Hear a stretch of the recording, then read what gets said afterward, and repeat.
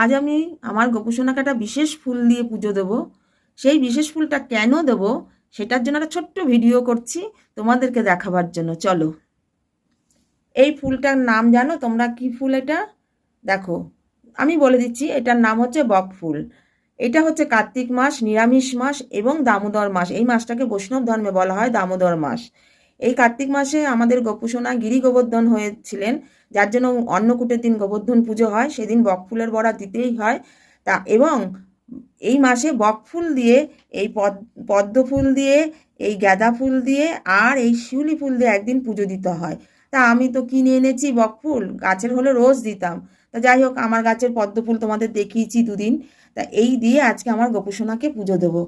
এই কার্তিক মাসে একটা দিন যাদের বাড়ি গোপাল আছে, চেষ্টা করো অন্তত একটা দিন একটা বক ফুল এনে আর এই পদ্ম ফুল আর এই হলুদ গাঁদা দিয়ে গোপুসোনাকে পুজো দিতে।